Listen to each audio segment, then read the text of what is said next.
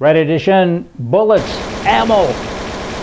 Go to our website, www.rededition.com. We're raffling off 11,000 rounds of ammunition New Year's Day 2014, and you all could enter. Go and read all about it on the website. In Canada, they're not having bullet talk there recently. They're talking about queens and kings and things like that, the monarchy. There's quite a few people from Ireland who are saying, hey guys, we're in Canada, we've lived here a number of years, we're taking the test, and now we want to become Canadian citizens, but hey, we just found out that we have to swear an allegiance to the Queen of England, and that's why we left Ireland. We don't want to do that, and that's against all of my rights. And the Canadian people or the government has come back and said, hey, we're a Commonwealth country, that's what we do here, sign or go away.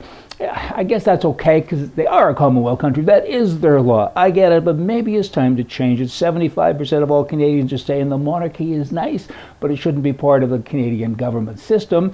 And I think they're right. I'm with that. I vote, because if you really want the monarchy, have Charles and what's her name move over and you'll have King Charles. How would you like that? And everywhere you go, you got a king in your own country? I don't think so. Most people don't want that. They want the pomp, they want the stuff, they want to be able to see it on television, but it belongs to somebody else. So you can't have it both ways. You can, I guess, because they have been for 150 years, but I kind of think it's time to change it. Maybe change it. That'd be a good idea. Passengers now in Germany, when they lean their head up against a window, there's a subliminal thing going on. I call it brainwashing. You get to hear things. Tired commuters often rest their head up against the train windows, right? All of a sudden, a Sky-branded transmitter made by a certain company there, owned by the government, of course, which is attached to the train window, starts to tell you things.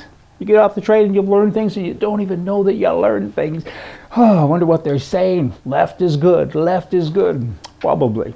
Anti-homophobia ads in Quebec. The Quebec government there, of course, they need to protect the people from themselves. All left-wing governments do that because we're too stupid, right? So they're now saying, hey guys, you gotta like people who are homosexual, and here's the ads that we're going to show you. They have men kissing men on television, and they're trying to make it mainstream. What they have missed here is that in Quebec, it's less than 2% of all the people are actually homosexual. 98% or 99% are not.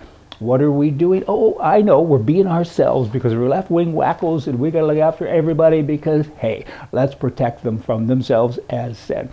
The president in Russia, he recently signed a law, still talking about homosexual people. He's banned the adoption of children by same-sex couples in Russia. And he says, you know what, I got to protect children. And it's a non-traditional sexual behavior, and I need to protect the children from that. He's saying what I've always said. Oh no, I'm agreeing with Russians. What's up with that? But you know what? Children don't have a choice. Adults have a choice. Be homosexual. Marry a bale of hay. Go to Europe. Do whatever you want to do. As long as your rights don't interfere with mine, I'm okay with it. But don't expect exactly the same as me when you're not. What's up with that? Nothing. I mean, if you're a Chev, you're this, you're that. I mean, it's like driving. You can drive a motorcycle. You can ride a bicycle. You can drive a car. It's all transportation, but different licenses are required because there are differences with each one. You can't have the same license for everybody. I'm digressing a little bit, I get it. Back to the president of Russia. He says you can't do that. It's law. Good for him. Somebody stood up for something. Traffic lights. Traffic lights started. This has nothing to do with nothing. The first set of traffic lights, though, were in 1917 in Salt Lake City. Motorists thought it was some kind of a prank, and they simply ignored it. And the police didn't ignore them, and they started giving out tickets. And there was a lot of anger in the streets of Salt Lake City. People said, hey, what are you doing? You can't give me a ticket. How dare you? But here's your ticket. In the first 5 years after Stephen Harper became Prime Minister in Canada, and keep in mind now, before I share this story with you, he's a conservative, or so he says. That would be right-wing? Not so fast. In the first 5 years, federal payroll costs soared from $29 billion. That's under a liberal government, right? Years and years of a liberal government, $29 billion to $42 billion.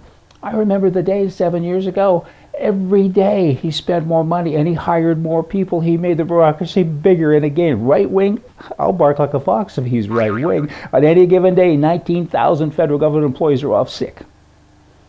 That's more employees that actually report to work at the Canadian operations of automakers General Motors and Chrysler and Ford combined. Not only does he hire them, he pays them to not work. And this is a prime minister of a right-wing country? Something wrong with that picture. Have you got it? I got it. I don't like it very much. How about capitalism? That's a neat idea. It's never been tried in Canada. Somebody should try it there. Here's from the Stupid Thief file. A man in England, he went to buy some goldfish for a fish tank that he had stolen from the same store a week before. Of course, he's on the tapes and everything else, and they were looking for him at that time, trying to figure out who is he, where is he, and look, he's back at our store. He wants fish for the tank. And then he went up to the salesperson and said, hey, this is the kind of tank I have. Could you tell me how many fish I should have to put in it? Give me some information, will you? And the guy said, the employee guy, fill out this form, and I'll get right back to you. So he filled out the form, his name and his address. The guy went over, phoned the police, and said, I got this guy in my store. The police came and arrested him. Sure enough, it was his name. Stupid Thief file, that would be applicable. Let me end today on a lighter note.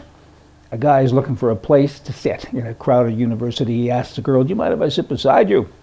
The girl replies in an extremely loud voice, I do not want to spend the night with you. All the students in the library, of course, started staring at the guy. He was truly embarrassed. He quickly went to another table. After a few minutes, the girl walked quietly to the guy's table and said with a laugh, I study psychology and I know what a man is thinking. I guess I embarrassed you, right? It's kind of like I'm doing my homework. The guy responded in a very loud voice, $500 for one night? That's too much.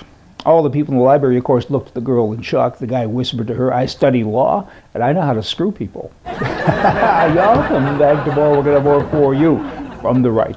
See ya.